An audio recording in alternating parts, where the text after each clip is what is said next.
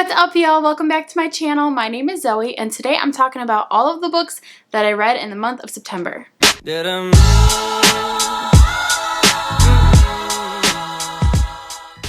is going to be a fairly quick wrap up. I only read 6 books in the month of September, which is pretty small for me, actually. I think because I spent August reading such a specific type of book with specific representation, I got a little burnt out. I'm not gonna lie. I got a little tired of reading. It was definitely like a challenge to quiet my mood reader self and focus on those books. And I think September was just, first of all, it was busy, and honestly, I just think I needed a break from reading a little bit. I don't know what I was thinking, but in the first week of September, I decided to challenge myself again and read 3 books that my husband picked out for me. So for a full 5 weeks, I spent reading books that were more a challenge and less because I was in the mood to read them. So I think that definitely led to a little bit of a burnout, which is why I read less than usual, but I did still read a couple really good books that I'm excited to talk about. So let's go ahead and jump in. Since I already mentioned that video, I'm just going to quickly go over those 3 books that Andrew picked out for me to read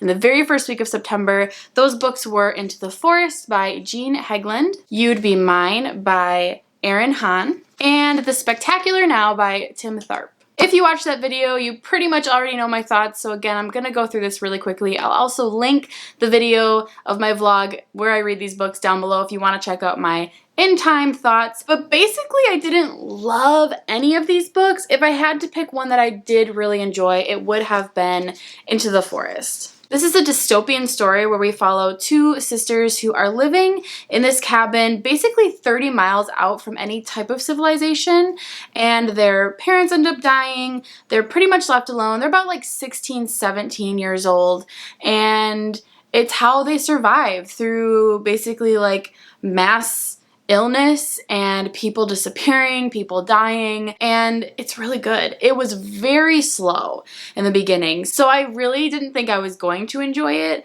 but about halfway through it really started picking up. Both of the sisters have very unique and distinct personalities, and I thought that the author did a really great job of fleshing that out slowly throughout the story. This was absolutely quintessentially a slow burn type of book. I loved the ending though, and if you're a fan of Armageddon type dystopian stories, I think you will like this one. Just know that it's not extremely action-packed like you would normally expect those types of stories to be. Still really good, just much more of a slow burn, less of a thrilling action-packed, oh my gosh, everyone is dead and we need to survive kind of dystopian.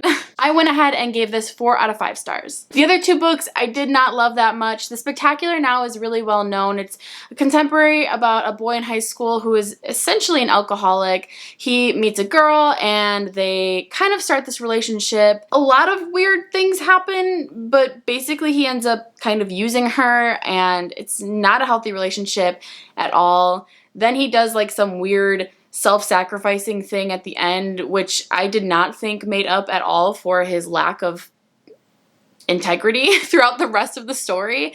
I didn't enjoy this one. I went ahead and gave it 1 out of 5 stars. And then the other book that I read was You'd Be Mine. This is about 2 teenage musicians. They are from Nashville, they're traveling, and it's very much what you would expect it to be. Emotional musicians that are falling in love with one another. The boy is brooding and moody and he has a dark history, and the girl has a sad past, but she's trying to help him heal, and it was just cheesy. It was so cheesy.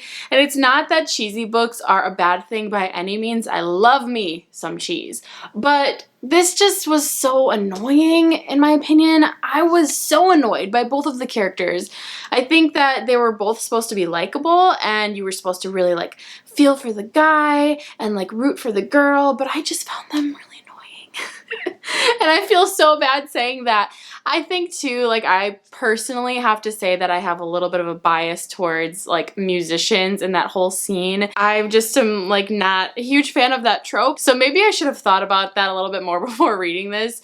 But if you do like musician stories, if you like reading about I don't know, people touring and writing music and cheesy love stories, you might really, really like this one. It just was not for me.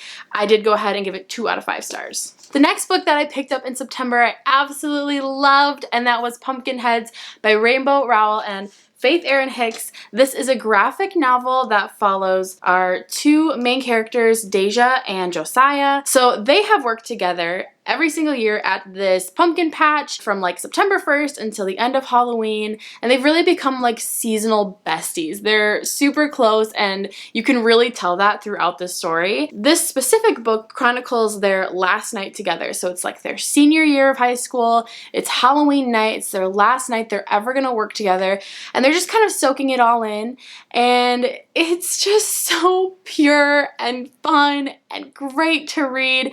I already talked a lot about this in one of my recent recommendation videos, but I just wanted to gush a little bit more about it because it was the perfect book for me who was starting to burn out on more challenging books for myself. This is so fun to pick up. The graphics are wonderful. Absolutely loved them. I really loved the color palette. I loved every detail that was sprinkled into this pumpkin patch. I've recently come to find out that this apparently is inspired by a pumpkin patch, I believe, in Nebraska. So I think it's a real-ish place. This was the bougiest, coolest pumpkin patch ever, and I want to go so badly. They had really yummy food they were talking about and like fun Halloween-y things. It's just really good and so pure, and I feel like I'm gushing too much about it, but their relationship was adorable. Their friendship was adorable. The representation was awesome. Obviously, we have a black main character as well as plus size, which is awesome. I liked that their personalities were super distinct from one another. Josiah is kind of more shy and reserved, and I liked that about him. Overall, this is a perfect fall read. I think that this will probably be one that I return to every year around this time. It's just so good. 5 out of 5 stars. The next book that I read was The Silent Patient by Alex Michaelides. Oh my goodness, what a wild ride this book was. This is an adult mystery thriller, and we are following the story of Alicia, who was a successful artist. She was married to this successful fashion photographer. One day, the police gets a call, and they find that she has shot her husband 5 times, killed him. She's obviously arrested and taken to a psych ward where she refuses to talk. She no longer speaks. A lot of time has passed and Alicia is still in the psych ward, still not talking. So we follow the story of a psychotherapist named Theo who is trying to work with Alicia. He is very determined to get her to talk to him. He is kind of a little bit obsessed with getting her to talk to him. So the story is told from his perspective as he's trying to not only help her, but also kind of figure out what really happened that night. Oh my goodness. Okay, I'm not gonna lie. I was about 100 pages from the ending of this book, and I was not loving it. I was like, what? Why is everyone so obsessed with this? It's okay, but I've read better. I thought that the first half of the book was fairly slow. Things are just like kind of trudging through, and you're just like, okay, why is this happening? What's going on? And then I just kept thinking, why does everyone love this book? Surely the ending has to be decent because everyone really likes this one, and it was. I loved the ending of this book. This is a classic story that you want to immediately read again right away because you want to pick up on everything that you missed. I thought it was executed so well. I love these kinds of endings. I think these are my favorite kinds of endings in mystery thrillers. I wish every book kind of ended the way this one did. I really loved it. I don't want to say much more because spoilers, but if you're looking for a fun mystery thriller this fall, this is a great one to pick up. I really, really enjoyed it. Don't get discouraged if it's a little slow in the beginning. I thought the ending was a huge payoff. I did go ahead and give this one 4.5 out of 5 stars. The next book that I read was The Promised Neverland Volume 6.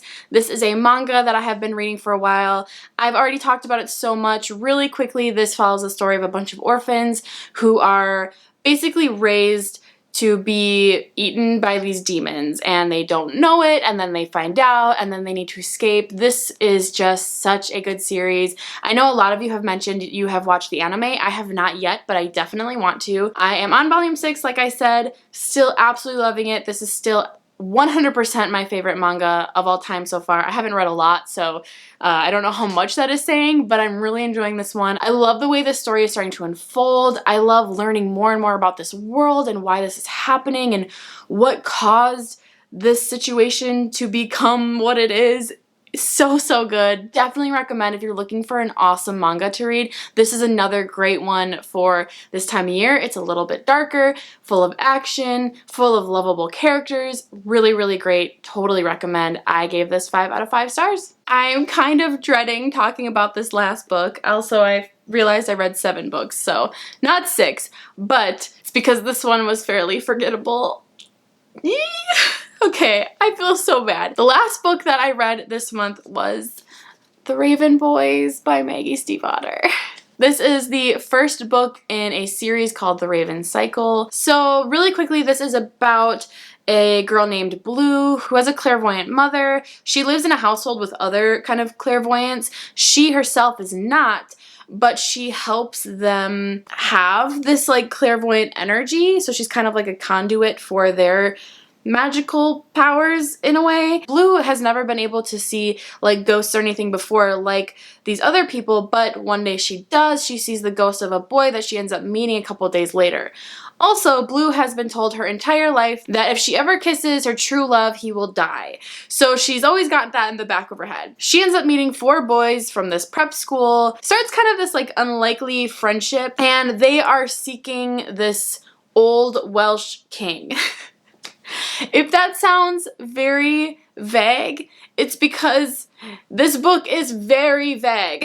I did not enjoy my time reading this. I really wanted to. Let me start off by saying I'm not a huge fantasy reader. So keep that in mind. I am just not the biggest fantasy reader, and if I do read fantasy, I think I usually prefer to have some kind of like romance aspects, lots of like thriller, action-packed scenes.